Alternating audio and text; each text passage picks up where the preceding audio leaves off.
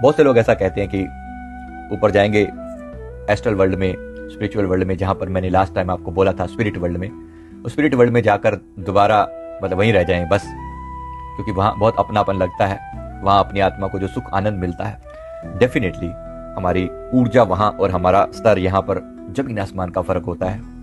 जो आत्माएं शिवलोक से आती हैं, आमतौर पर जैसे हम लोग वहीं से आए हैं सभी, तो हमारी आत्मा की जो यहाँ पर जो ऊर्जा होती है वो मुश्किल से 2% होती है जब यहाँ पर हम होते हैं, और जब वहां जाते हैं तो वो ऊर्जा हमारी 100% होती है। 2% में मतलब उससे हमारा बस गुजारा मात्र चलता है। यानी कि संसार में हमें आना, इस धरती पर आना, इस धरती के नियमों के अनुसार ही होता है। तो यहाँ पर आएंगे तो सुख दुख का जो नियम चलता है, पाप पुण्य का नियम चलता है, कर्म विकर्म का नियम चलता है, वो सब जगह वो जो नियम है वो इतना प्रभावशाली है, इतना पावरफुल है कि उसके आगे सबको नतमस्तक होना ही पड़ता है। कोई शॉर्टकट नहीं है वहां पर।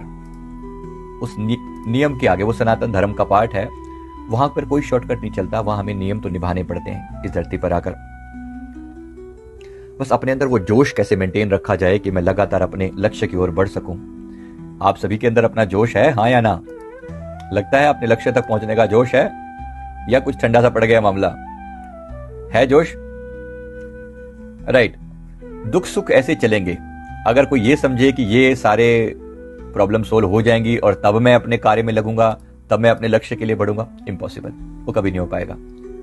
ये इसी खटर पटर के बीच में अपना काम बनाना है, इसी खटर पटर के बीच में काम बनाना है। तो इसको अच्छे से याद रखेंगे, इससे बाहर नहीं जा सकते। There is no way to skip it out. ठीक है, एक बार जब आपने स्वीकार कर लिया, फिर रास्ते की समस्याएं इतनी नहीं लगती, कम से कम परिचित समस्याएं हैं, राइट। दूसरे की अपनी समस्याएं अब धीरे धीरे परिचय भी हो चुका है। भाई इस टाइप का सर दर्द हुआ करता था, अब रोज वही हो रहा है, तो ठीक है, समझ आ रही है। वही एक्शन, पहले भी दुख तकलीफ हो रही थी, अब दोबारा वैसी हो रही है, तो समझ में आती है। धीरे धीरे आप अपने दुखों से भी फेमिलियर हो जाते हैं। तो ये सफर मुश्किल जरूर है, लेकिन गुरु की कृपा से सब कुछ संभव है।